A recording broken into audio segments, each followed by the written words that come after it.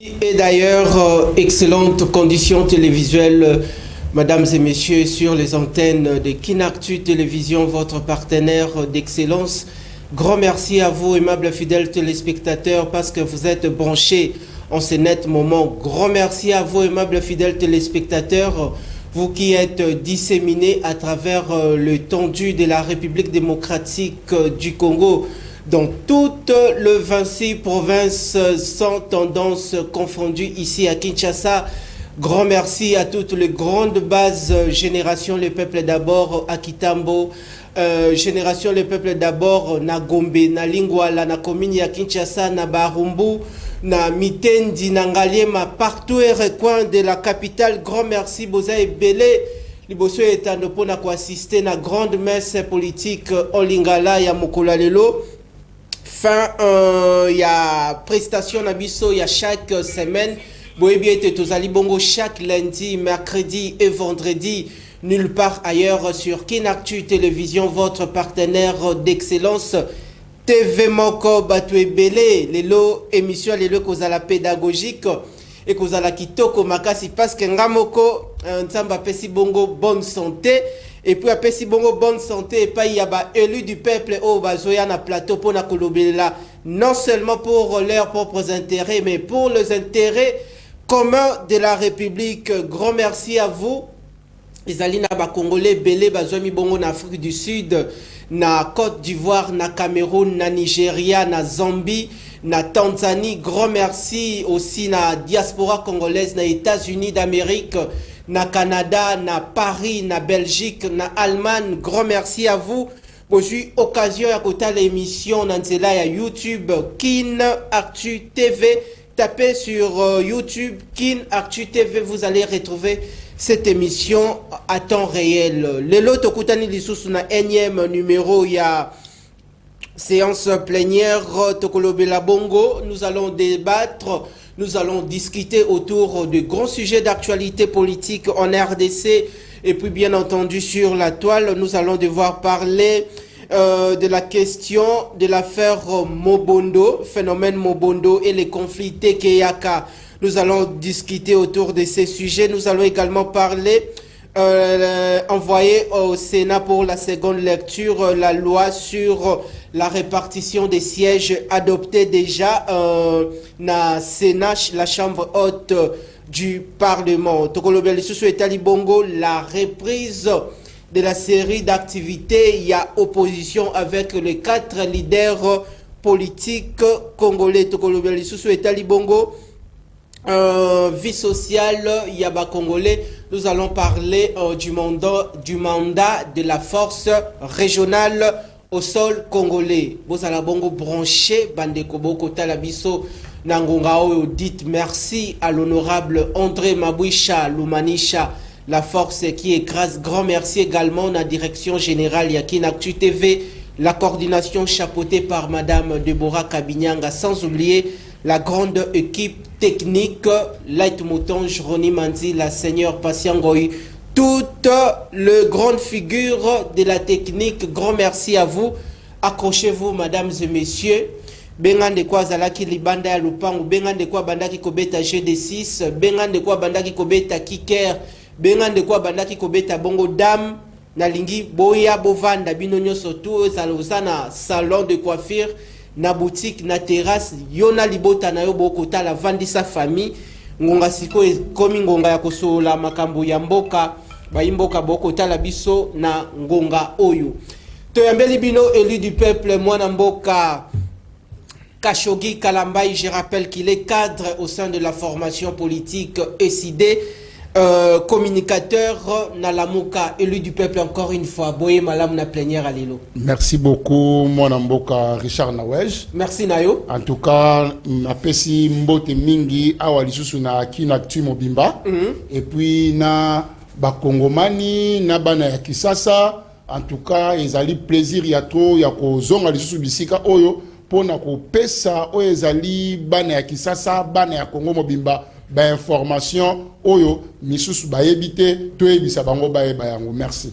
Ba information misusu oyo ba ebite pona to ebisa bango yango. Grand merci na bino bandeko ezala esika nini ozali Congomani biso nyonso tout ozatoko bunda pona Congo retrouver place nango sur le chiquier international. Yo Congomani esika okota l'émission yeba ete ozali na part na yo ya responsabilité ya ko apporter pierre na yo ya pona ko bâtir édifice potote ko construire édifice oyo esengeli ozala na prise de conscience. Lobby Mboke Komilengele pour les grands rendez-vous démocratiques, celui des élections qui se pointent à l'horizon du mois de décembre de l'année en cours. Yeba ke ozali na par na yo ya kobongisa mboka oyo tote ya kokwisa yango na libulu esengeli ozala na prise de conscience soko ke na ba urne voter utile voter mutu akabela ki opolote non ser 1000 francs mais voter pour na intérêt ya mboka Congo ya lobby ezala Congo transformé avec une nouvelle classe politique, le rajeunissement. Élu du peuple nazong c'est Léo Bongo Malobo zali à l'honneur. Au Sali Bongo, on a tendance politique, il y a opposition. Tolengela ki débat ya mokolo lelo, aux alabongo nandeko ya union sacrée.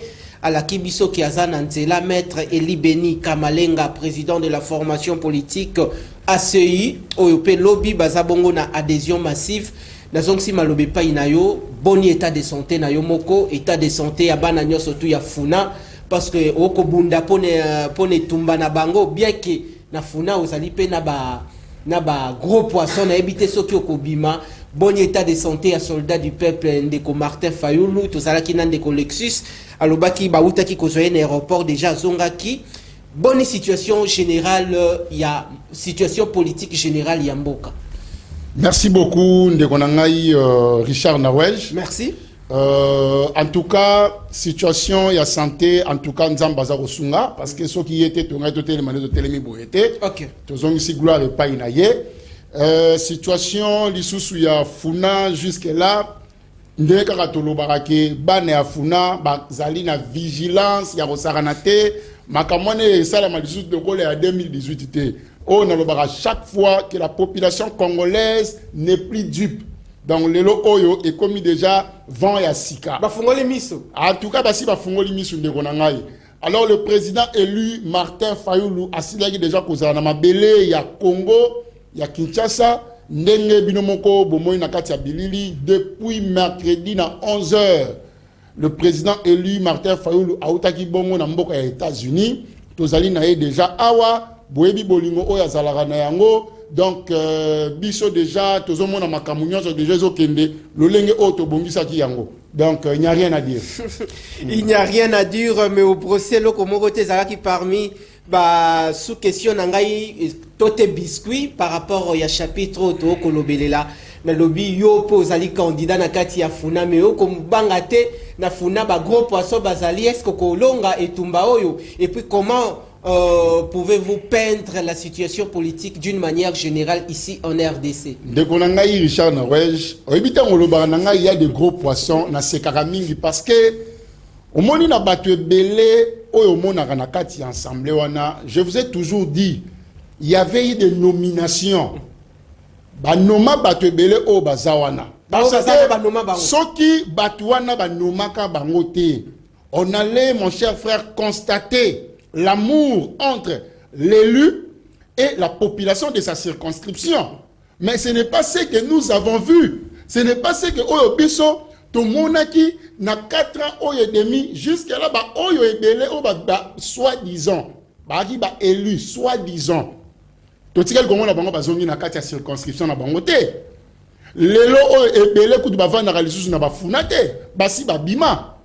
Boko remarqué, ndenge tokomo kele na tango ya mapona miboye oromona bango bakomi kosalisa mabulu oromona bango bakomi kolatisa batu bapolo mais nga naza koyebisa bana ya Kinshasa bana ya Congo il faut faire très attention na mutu oyo azana nous député actuellement o ba nomina wana aya koyebisa bino ke bozwa polo to kene kosala oyo ezali ko bimisa ko pepa ba mabulu il faut faire très attention. Si vous avez $10, $10 on a oteki 5 ans, oh ya vie na yo mobimba. Bande konangai auto pesa ki 5 ans. Soi-disant, basali nini na 5 ans oyo. Et loko mon côté, yango na la musaka biso nyoso ba Kongomani, bana ya Kisasa, boti kala ko voter bango te po basali eloko te. Turoyo biso toi na Nzambe.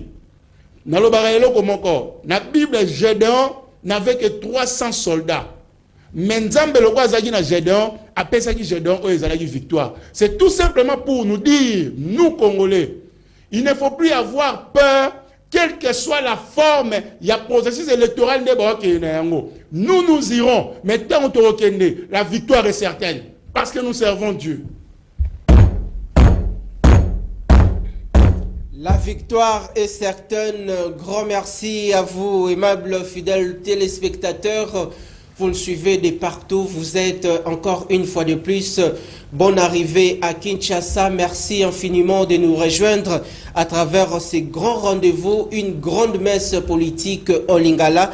Ndenge na lembakate koloba kosolo la bongo na lingala ezali likambo ya sonité parce que tozabli bongo ko valoriser ba langue nationale ya mboka. Wana ezalaki maloba introductif ya invité.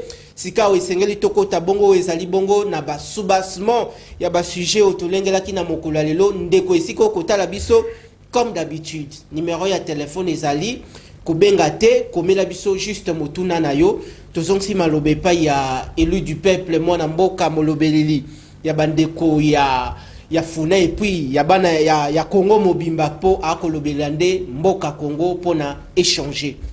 Ndeko Kashogi Kalambai malobe pai na yo lelo otomoni ndeko Martin Fayulu azalaki libanda ya mboka na États-Unis d'Amérique. Il est rentré à Kinshasa pour l'organisation de ces grandes activités prévues lobby samedi, meeting, méga meeting na terrain Sainte-Thérèse, Nangonga Oyo. Quelle est l'ambiance qui règne entre ces quatre leaders de l'opposition politique congolaise? Ndekonangai déjà par rapport à climat d'engo lobby, ngana koyebisa que tout est bon et tout est calme. Lelo oyo boyebi ezali na seule résistance o ezobangisa o ezali le pouvoir en place. Ezali il y a quatre leaders oyo basali sikoyo bloc o bozako mona. Boko bangisa bango. Ndeko nangai bomona kelo que c'est passé qui le 20. Mbala liboso depuis ngai na botama na sali komba na papa Etienne Tshisekedi. Na ki mwana muketo ke na nzela. Maintenant nous tomonaka machette te baola na biso na yango. Alors nous avons compris que opposition pete ndenge balobaka nzoke ezalaka nango bongo te. Tozali résistance ya opposition to obangisa. Bande ko ngai na rebisa loko moko lobby déjà na Sainte-Thérèse.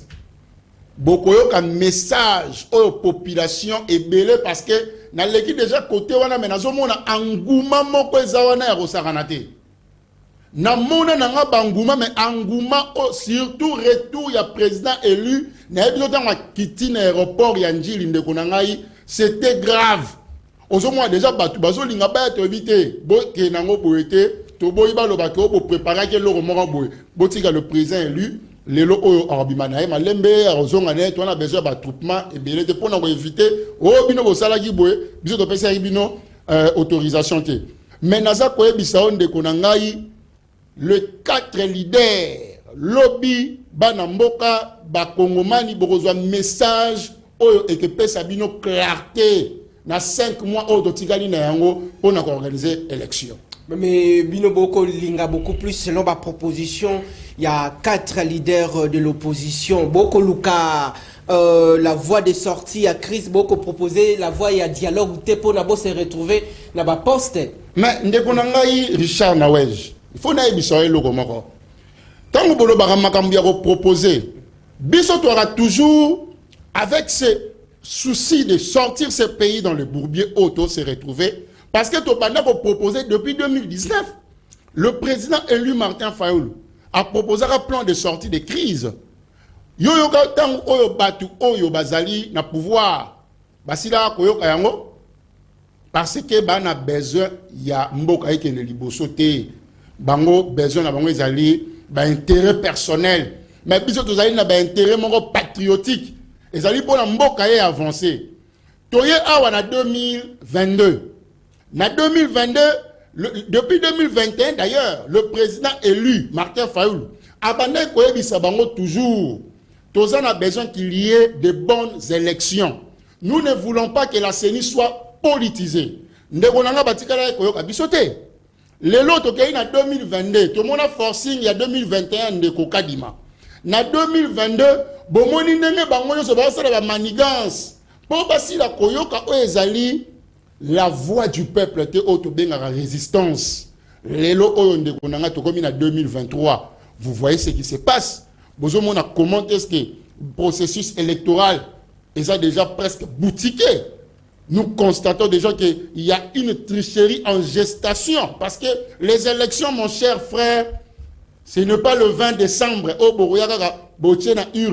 Les élections se jouent déjà dans 4 procédure technique. Biso, toza koyebisa, bateau bazali la commande, namboka. Il faut qu'il y ait de bonnes élections. Nous devons sauver ce pays. Ayons l'amour de ce pays. Naïbi que mingi, basus na esprit patriotique ité. Mais besoin de cet esprit ndeko Lumumba. Parce que to dit ko vanda te, to zonga na ba passe. Boyo ka passe ba ndeko na biso ya est.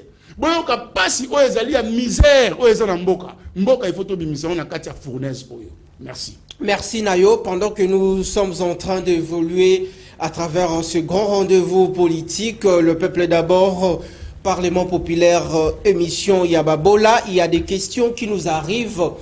Est-ce que l'opposition doit aller aux élections, doit normalement affronter ces échéances électorales prévues au mois de décembre de l'année en cours, en ordre dispersé, pendant que la population a un œil regardant pour à causer la candidature commune à opposition?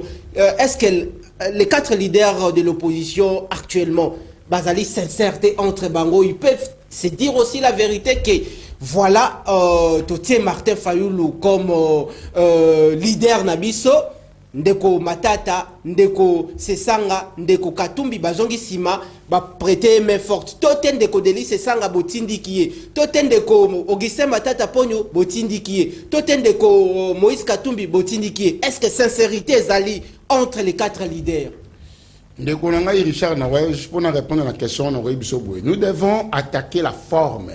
Le fond dirais-je, na place tout attaquer plus aux alliés, makamoko, autozomo na litombate. Qu'est-ce que j'aimerais dire par là?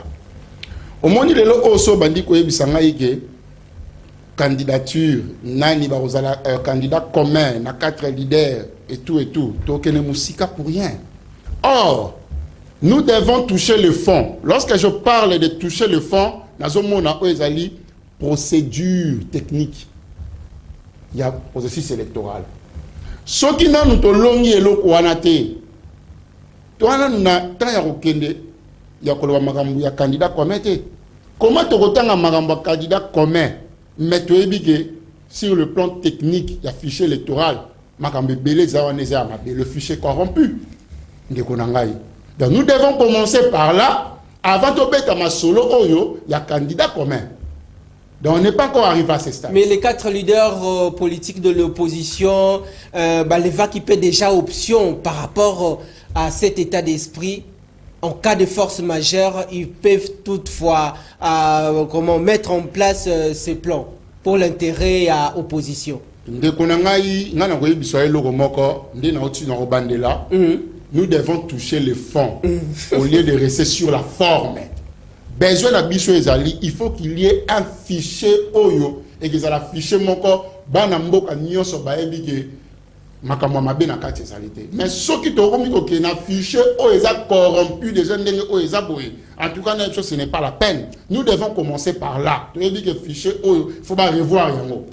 Ce sont parmi cahier des charges, il y a opposition, population, Botala Bango Nenge Bazali, leader, opposition politique congolaise Bazali, Bamsusu Balobi Bazali, opposition républicaine, Kuna Tokomona Mwanamboka, Constant Mutamba, Tomonia Sangani Nandeko, H. Matembo, Tokoluka Bangope, mais leader, il y a résistance Bazali, Tokomona Bango actuellement, Ezali Mwanamboka, Deli Sesanga, Mwanamboka, Martin Fayulu Madidi, commandant du peuple, Namwana Mboka Moïse Katumbi, Nandeko Augustin, Matata Pogno, et Seigneur Nabino population, Boyeba déjà, leader Nabino, il y a opposition. Ndeko Kashogi, Tozongelio, Tofungola Sika, Ezali Bongo, chapitre Nabiso, Yaliboso, élu du peuple, il y a FCC, Outaka Bongo Kobima, au cours des différentes séances plénières qui ont été organisées par rapport, il y a examen, il y a loi sur la répartition des sièges, Sista Kité, et puis, élu, il y a union sacrée, il y a pouvoir, Bango, Votaki Yango. Si le projet a été envoyé au niveau de l'Assemblée, au niveau du Sénat, les loyaux, sénateur adopté Yango, quelle est la position, il y a opposition par rapport, il y a au niveau de la Chambre haute du Parlement, adopté Yango déjà.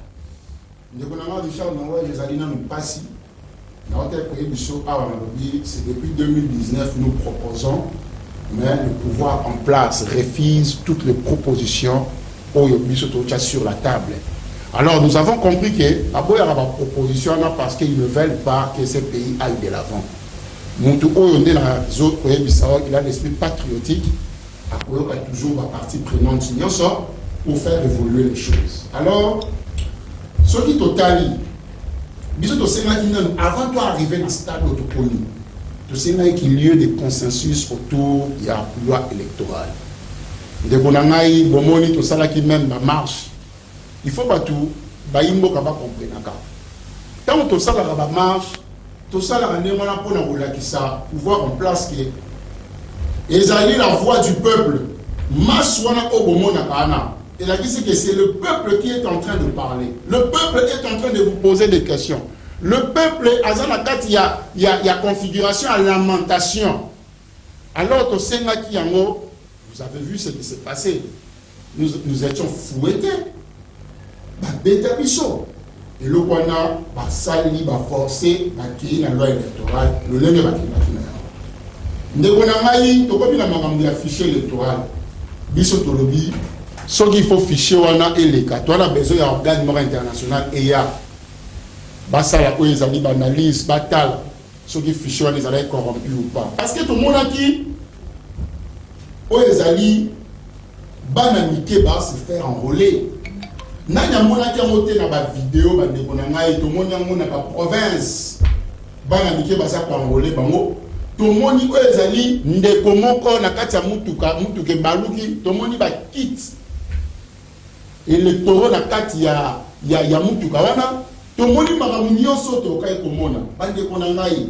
Comment pouvez-vous imaginer malgré tout cela boleki ata ya examen te ya pour analyser le komorote bino boza ko yebisa de fichier wana et les gars ça bien si ko pasi na ngai on za ko yebisa on de Richard Nawaj c'est parce que ces gens-là qui sont à la commande ils n'ont pas l'amour pour ce pays. Et là, on a répartition à siège. Déjà, la répartition à siège, et nous déjà connaissons que pour adopter, pour les aller fichier. Ah, c'est un fichier pour Bisso. Vous allez dénoncer. Si vous avez Bisso, Bisso va tout oyo, va congolais. Oh, bien vous avez déconsidéré, Madame Moutolo. C'est que toi, vous êtes congolais. Vous croyez que tout ce que nous sommes en train de faire, nous le faisons pour un intérêt lucratif? On le fait pour la bonne démarche du pays. On le fait pour que le pays aille de l'avant.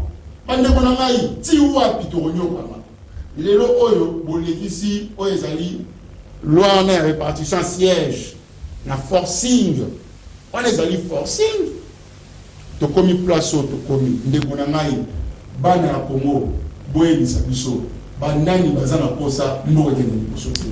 Il y a forcing, il y a imposition, il y a question, il y a loi sur la répartition des sièges. Alors, à l'allure où vont les choses, on doit se dire clairement, quelle sera la position, il y a opposition politique congolaise par rapport à la situation où tout impasse où tout ça. Est-ce que beaucoup de élection, tout est beaucoup ça, beaucoup manifester, refus na bino beaucoup na élection. ndeko Richard Nawej omoni parce que beaucoup proposer ba ko sala yango te omoni ba manigance nyonso yo. Nous avons compris que le pouvoir qui est en place a besoin d'écarter aux oppositions parce que le peuple n'est pas avec eux. En fait, Bazon Loukaba voix et moyens, n'est-ce pas pour l'opposition va perdre les espoir. Lorsque je parle de l'opposition, je parle de la résistance, je vois le peuple congolais. Parce que les loyaux, ceux qui puissent résister dans le pouvoir, c'est parce que, mon cher frère, il y a une misère grave. Pardon, il y a une misère grave par rapport au Nayango. Nengo zali koloba bandeko bobengate bokomela juste botinde biso mituna nabino continuer. Alors, je disais, il y a une misère grave les lo oyo ndeko nangai. Soki tokei le social est chaotique. Soki tokei na makambo oyo etali ya économie ya mboka. Ndeko nanga oyebi ke économie ya mboka jusqu'à la décadence moko ezali énorme. Bon, mon dollar niveau ils a grimpé, l'autre aux à 24. Ndeko nangai. Mais moni, il faut tout le baraye le moron ndeko. Total il peut ba classe. To silisi ba classe. To ye a pe poto pesa o ezali ligne moko na mboka na biso. Biso nyonso te toza na esprit ke oye ndenge to mona ba misusu loyi ba nomeye na salaire waza na yango aye ko so mandaku ya 1 million à 2 mois ya pas ma nomination. Na Gombe a so minda ba 2 millions. Biso citoyen ndengwanate. Biso besoin de aller travailler pour le peuple congolais parce que tous allez bana misala lobi to zala bana misala ya peuple congolais. Tant le peuple congolais ça ko tia biso aza ko pesa biso ezali mandat. Ezate ke a pesa biso mandat pona biso na ba famille na biso ndenge comment lelo e komiso okei même okutani na batu ya base. Ozomona baza ko esa ba ko esa bino balobi soki to pesi bino mandat mais boposa na biso. Mais ngana bisaka bango toujours Bisson soto andenge morote. Et ça ils n'ont pas le sang patriotique. Et c'est le moins na kati na bango. Alors, lorsque nous avons proposé que to sengaki organe mort international et il y a on a fiché électoral bango baboyi. Mais le peuple congolais au baza comme on a tout ce qui se passe. Baza pour comprendre. La population a compris quel est l'esprit de tous ces gens-là qui sont au pouvoir. Balinginini, qu'est-ce qu'ils veulent? Ils veulent écarter nous de la résistance, nous de l'opposition. Bon, bah, ce qui biso toi na kati ya processus électoral, ata basali nengeni mutu mo ota otika la ko voter bango. C'est sérieux ndeko na ngai. Toyebi tout ce qui se passe, mais ngana zomi sarelo ko moko. En 2018, toi gina ndeko Kabila, azaki déjà na 18 ans na pouvoir. Ndeko Kabila était fort parce que asi avandi ça qui ba base nyo sore ko vandi ça. Bon mon akinde lolenge au processus électoral et salamara na 2017-2018. Ndeko nanga na auto pesa yo o ezalaki exemple à Gédéon nabi avec 300 hommes. Gédéon koisaka de milliers. Biso to sala lelo o to sana mboko yo. On n'a jamais été seul. Nous avons Dieu avec nous. Ce qui nous a dit que ça, pour la population congolaise, j'ai appris que 21 500 enfants na Bunia, pour na makambu oyo ya insécurité. Mais ça fait mal. Tout ça va perdre de famille. Tout ça n'a pas, tant que tout le monde ça ne nous plaît pas. Alors tout ce que nous faisons, tout ça parce que nous aimons ces pays. Nous voulons que ces pays se développent. Nous avons 63 ans. Il y a indépendance. Est-ce que tous les indépendants ou soit tous les dépendants? Nous avons 80 millions de terres arables. Nous avons masangu. Pour que nous avons masangu et pas à voisins. Nous avons nini. Nga na lobaka eloko moko nga moko soki ata nazaki place wana lelo oyo nga nazaki ata au sommet na lingaki na marteler plus sur le problème basique. Toi na pêche, toi na agriculture Tous un élevage. Plus de 40 millions de têtes. Il y a des vaches. Mais nous avons ça nini. Même l'infrastructure au Nyoso, le premier développement, c'est la communication. Le loyo kanisi spona elogo euta ba Congo et ao. Mais bloquer ça 2 jours, 3 jours. Parce que nous sommes malamouté. Nous pouvons faire mieux si nous avons l'amour pour le pays.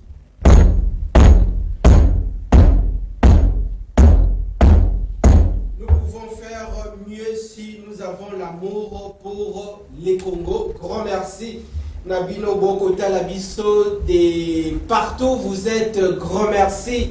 Je vois à côté des Maïcha Park, Royal, Batete, la Sosimat, Lingwala, partout dans la mégapole à travers na Kinshasa, Mobimba, Bolingi, Kinactu, Mingi, Bolingi, le peuple d'abord, Mingi. L'unique et le seul rendez-vous, il y a chaque lundi, mercredi et vendredi, et Sika Tokabolaka, les grandes questions politiques ici en RDC. TV Moko Batouébélé, nous poursuivons avec le même plaisir ces grands rendez-vous pour Nabino Population. Ndeko Kashogi, avant de changer bongo chapitre, on dit qu'on évoquait les problèmes sociaux awa. Alors, que reprochez-vous au gouvernement de la coalition FCC Cash? Que reprochez-vous également au gouvernement? Il y a Sama Lukonde Sama 1, le gouvernement de l'Union Sacrée, parce que Tomité déjà na Sama 2. Est-ce que toute la mutation de ces yaba gouvernement surtout au Kani, est-ce que va travailler pour l'intérêt du peuple? Bilan na bango pona bino. Naba moi o etikali parce que peuple nde mutu abimisaka bato na mboka nde ba dirigeant ba élu du peuple makamunyo surtout le primaire là appartient na population to bengi les souverains primaires et si ka yonde ko kota la biso yeba ke ozali na part na yo a responsabilité pour na kotombo la Congo et puis ko koisa bongo mboka ero ko pona mutu azali utile pona mboka Congo etombwama malobe pa inanga ndeko na ngai na koyebisa yo. Depuis le gouvernement Oyo et Bandiko Salama, autant que FCC, autant que PACASH, en tout cas, aucun gouvernement essaie à qui l'intérêt des Congolais. Nous avons bien on a pour anime. Sokotali après 2019, na pouvoir Oyo. Il y a 2019 on a l'Obanayo. Vous constaterez que ezalaki mariage moko au FC Sasalaki pour conserver ou ezali en prise na ye.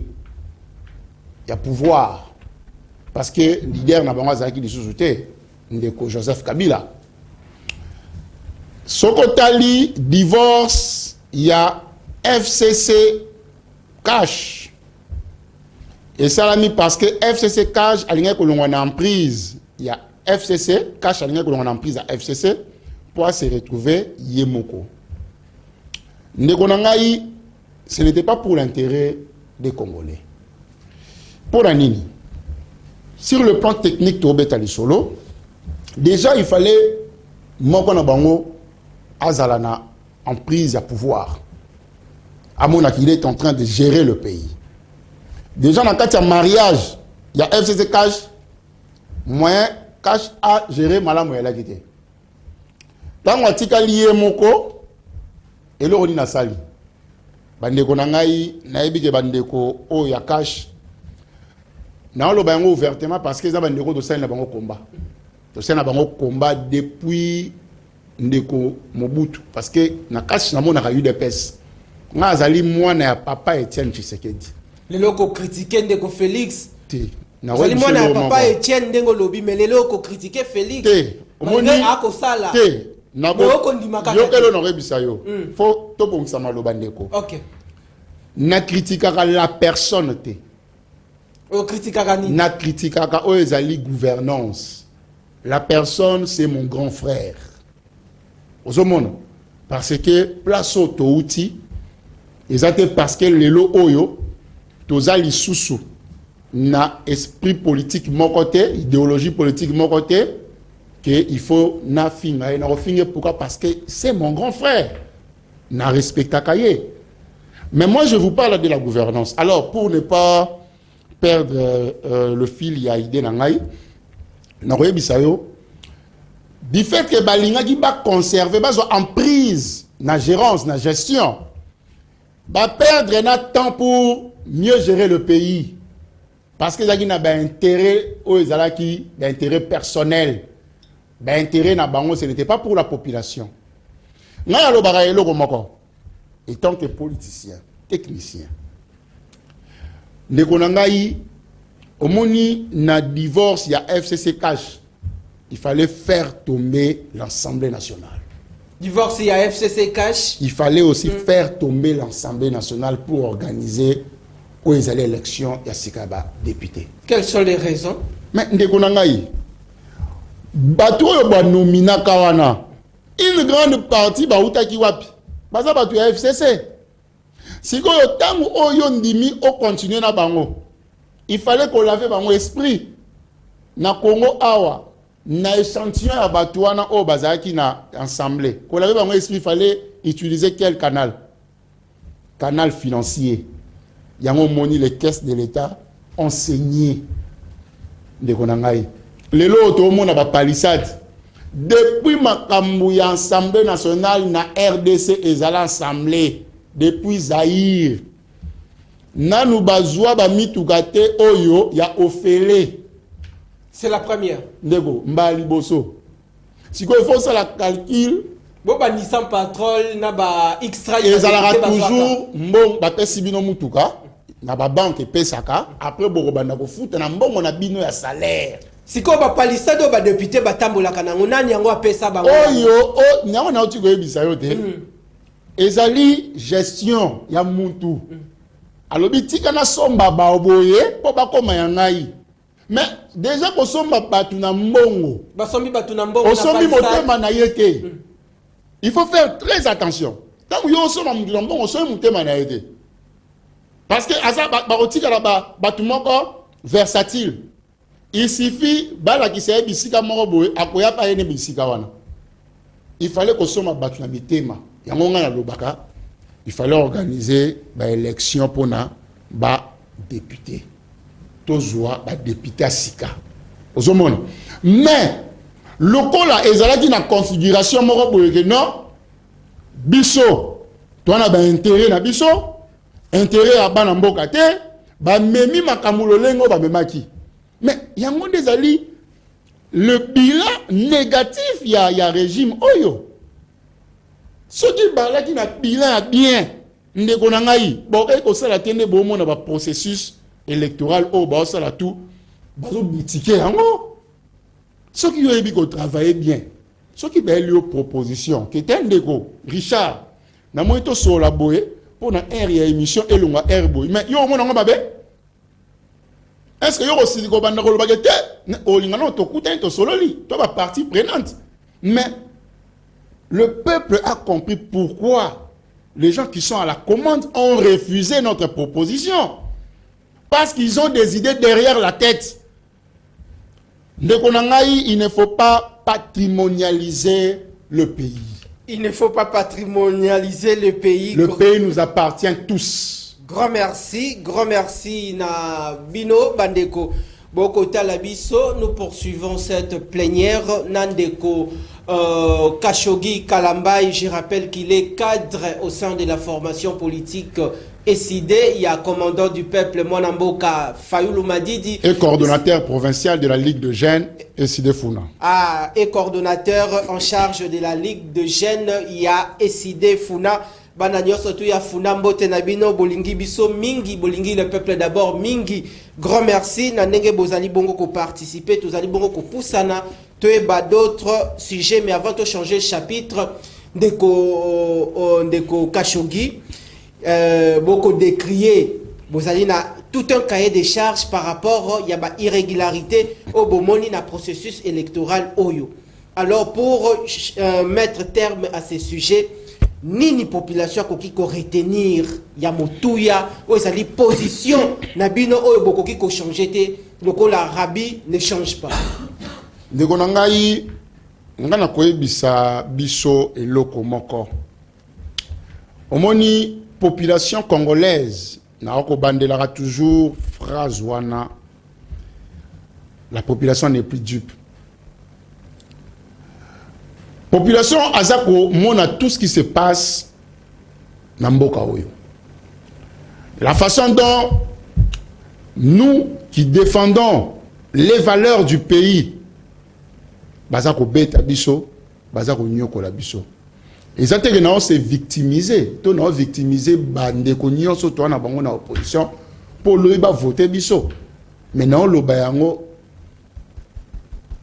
de tout mon cœur. Non lo bayango te parce que il faut ba mon na ngai na leki na TV na chaîne na bien. Mais tout ce que nous faisons, nous le faisons pour l'intérêt du pays. Est-ce qu'il y a la démocratie et l'état des droits dans ce pays? La gestion, il y a Tata Mokonzi, Félix Antoine Tshisekedi Tshilombo. Ndeko na ngai lelo oyo nga na koloba na yo na ebite soki toza ko vivre démocratie na mboka. Pour peuple vivre démocratie na kati ya mboka esengeli et se matérialiser lolenge nini ba fruit ya démocratie na état des droits ali nini na bilembo. Na koyebisa na lelo moko na état des droits. L'état des droits repose sur 3 piliers. Il y a Liboso, le respect de la hiérarchie des normes, l'égalité des citoyens devant la loi, la mise en place de la séparation des pouvoirs exécutifs, législatifs et judiciaires. Ndegonanga Richard Nawa, je peux vendre na Kisasa. Nako martelé sur 2 piliers à Liboso Natangi. Est-ce que le respect de la hiérarchie des normes est-il respecté? Ce qui n'a pas marambo etali l'égalité des citoyens devant la loi. Est-ce que nous constatons ou nous sentons ou nous voyons qu'il y a cette égalité? Tout ce monde est dans surtout au bazan à pouvoir. Parce que c'est pour peut-être kola ki saba na mboka ke biso pe malgré ton pouvoir to kanga batu mais batu na tango bazokota ba sala combien de temps na kati ya boloko so ke zali na ba intérêt personnel de po mingi oyo ba retenir bango o mona ke za mingi ya ba intérêt na bango moko boy ngana swana ki na yo ale ozomona mais oyo tam susu e po na makama denier makama mbongo lo chocho so ki ba kotisiye alors ça a quelques jours tant que na santé libumu mutu sentir que ça va mais ce qu'on dit ata biso moko tant on lobby de population congolaise est-ce que la population zo mona yango te to zo mona makambo se passé ngana mitu na même mata so inga lelo nazalaki na bandeko o bazana gestion pays ngani ko se pelate ngani ko lobe bandeko na ngai o ezali injustice. Pour nini soki ezali mutu ya opposition o azo telemela makamu bo sala bozo kanga sa mandat bozuye bo potisier na piquet wa bokei na ye ndeko na ngai tant tolo ba démocratie na moni mwana moko ya mukie na France pour na mama retraite à 64 ans elle n'a que 9 ans mwana wana non elle n'a que 11 ans na moni mwana kati ya marche azolo babi soki to sale logo moko te sikoyo nous risquons to kende tina bukoko na biso na retraite to sala tina 64 ans. C'est parce que moi na tu au mona sale ngo parce qu'elle a l'amour de son pays. Ah bomonaki moi na muke moko na kati ya makambo o bomonaki. Vous avez vu la façon dont cet enfant a été lynché. Ndeko na ngai obiso ki misère eleki lelo 3 jours toi le 16 juin 2023 mais tala ba image le 16 juin 1976 na Afrique du Sud tam oyo ba sud-africain baza ko telemela oyo ezali apartheid mais bokomona bano ya mike kutu ba telema ba silika ndeko na ngai na banyokota na nzela na papa Etienne naki na âge nini wana bazo pekisa ngai mais nalobi pour mon pays je dois faire quelque chose to mona ba Jeanne d'Arc oyebi histoire ya Jeanne d'Arc aki na âge nini ndeko na ngai eza teke toza koloba ndenge wana mpona tobebisa mayele ya bana mais eza mpona koyebisa biso ke lorsque la misère atteint le paroxysme ndeko etindaka bato na makambo ebele bandeko na ngai oyo baza na pouvoir eza bien mais bandeko na ngai soki bolia mais bobosa na mboka est-ce que nzamba likolo kopambola bino soki oye po osombaka bandako oye po osombaka mituka mais tala mwana oyo bozalaka na ye lobi ye atikali na position nini mama na banda oteka mikate yo olobaka ete na vi biso nyonso toyaka po tozala ndenge moko te yo oyebi mpo yo koma place wana mais il faut pas accompagner mpe mama wana to mwana wana alongwa na vie ya misère oyebi tuboni lobi na yoki papa moko abenga alobi ke 3 mois naki na émission moko abi baza impayé ndeko na ngai ou alors nous tozo kende wapi touti bongo wapi mboka Congo 60 ans après l'indépendance, quelle administration publique? 60 ans après l'indépendance, quelle vie sociale ici en RDC? Mboka Congo, Toboi lutte contre phénomène ya kodefaka lipa batie mwamba na pokwa responsable comme incapable ya kokimaka mama ya mapa. Ezali makambu ya soni na mboka Congo. Lokola soko ke na province na ngai awa na Lualaba bisika ezali tobimisaka bongo cobalt tozale sel tote la sel o tobimisaka bongo cobalt baimboka ezali makambu ya soni na marché kopo ya loso emati kopo ya fufu emati mopiko ya ndunda emati mopiko ya pondu emati nyonso komi luxe dollar ekomataka lokola ascenseur to ebite soki etiki escalier komi komata lokola ascenseur to ebite toko senga lelo lokola toza vendredi na conseil des ministres mwana mboka Vital Kamerhe lwaka ningini olobaki yango na stade ponga na zalaki wana nyonso peuple badaki koloba pona dollar olobaki oyoki yango pe gouvernement ya union sacrée za na volonté ya ko résoudre o ezali ba desiderata ya population peuple oyo aponaka bino azana besoin bo améliorer des conditions de vie sociale. C'est ça l'état d'esprit ya le peuple d'abord. Grand merci. Je crois message ya population et les kani mwana mboka Kashogi Kalambai to changer sika wa chapitre abordons cette fois-ci la question sécuritaire mais tozwana nous phénomène mobondo n'importe ya Kinshasa et puis to chité au ezali bongo la situation sécuritaire dans la partie est du pays. Mais avant phénomène mobondo, lutte contre l'insécurité ezali bongo kuluna et kosilate bakushege tote bakuluner bakokende kanya makase ce phénomène yango e kosilate ezali likambo nini kuluna na Kinshasa e kosilate. Ndegonanga tout celui qui pense que notre pays est bien dirigé, qu'il demande à Dieu de diriger de la même façon sa vie. Est-ce que vous avez lobby? Bandela yango. Bandela yango mwana mboka. Bandela yango. Tout celui qui pense que le pays est bien dirigé, qu'il demande à Dieu de diriger de la même façon sa vie. Poussana. Dina lobby yango wana. Yebisango siko bandeko na biso ya sangamamba ya mitendi na lingala ndeko na lingala ina isa biso boye o nyonso azomona ke mboka oyo eza kotambola malamu na lingi na pokwa lelo to sikone boyo kangai ayebisa Nzambe atambusa pe vi na ye lolenge mboka oyo eza kotambola prière wana ebike sur 100% ba congolais na ebite zoki ebele ba sala ngoto ba sala ngote en tout cas bato ba sala ngo ba koza ba 3%. Ba 3%. Eza bato bandeko ya FCC bandeko ya Lamuka to bandeko inyosa. Ezali bato ba se retrouver na pouvoir. O ba mona ke ba soyi ba mituka, ba soyi ba ndaku. Mais est-ce que la population pour nga toujours les communs des mortels? Position pas ko soma mituka. Ndeko na ngai so moninga awa mongo na lobela makambo ya opposition kakate. OK. Na lobela appelle les communs des mortels. Matondo. Parce que lobi soki na moni bandeko otoza na bango. Basu na bolima mboka te. Mais ndeko na nga automatiquement je le dis tout haut. Na rozana bango lisute. Je le dis tout haut. Parce que biso nga posa na ngezali peuple congolais la mukana tongo amoni déjeuner na ye.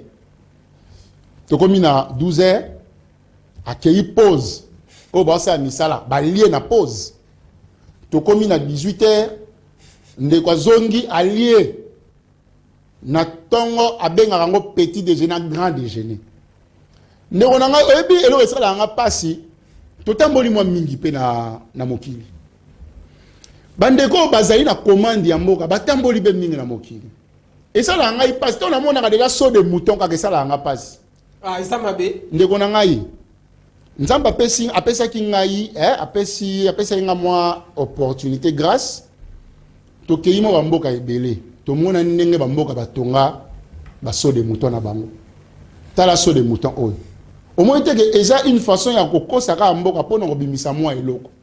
Mais ko pesa bango mo eloko lukuta so de mouton moko te la tamula na bamboka ndeko so rebisinga Asie na zana Asie so rebisinga na Amérique na zana Amérique so rebisinga na Europe na zana Europe siko yebisanga Afrique na tambola mais na on a mona so de mouton oyo te na mitu na kezalaka so de souris to soni tilo na yeba te ndeko na ngai alors tolinga mboka Pona rozonga na motuna na yo, sur le plan sécuritaire, non, c'est ça la question. Alors moi je nous dirais ceci. La lutte contre le phénomène Kuluna na Kinshasa et aussi la tepo na nini problème ezali nini est-ce que faiblesse il y a les gouvernements en place tout ezali nini s'il faut procéder pour lutter contre ces phénomènes comment procéder et puis phénomène mobondo ramasser directement. Ndegonanga c'est facile dans quel sens? Bon, omoni likamba Kuluna bandi na pouvoir en place te. Likamba Kuluna oyo ezalaki sototali et bandi depuis ndeko Kabila ti tozali na ye na ndenge moni Kabila na dio koloba ya tata na Joseph Kabila. OK. Na ndeko Joseph Kabila. On sent que il y avait du laxisme. Na lingala donc on sentir que batu bazalaki penza te bolembu na eloko moko boye moi botiki na lingala. La jeunesse est à la merci. La première des choses qui fait en sorte que la jeunesse soit à la merci est le système éducatif. Ce qui système éducatif ndeko ezaya kokufa. Yeba ke bana wana nyonso wana o ba otanga classe te. Esprit na bango eza esprit nini. Tokamati ba parents na bango. Misala ezalité. Ba parents baza na chômage. Bana wana ba okoma ndenge nini. Ils vont faire la rue. Nakati nzela ba ozala batu o bazo senga batu. Soka mone ko senga simba te, jou muso senga simita osani. Amono le kaboto yo sac. Il y avait un abandon total ce qui totali parce qu'on doit toucher le fond. Alinga mi to toucher fond que la forme. Tango bandeko oyo il y a cash bazu pouvoir parce que wana marmoyon ça qu'ils ala quitter.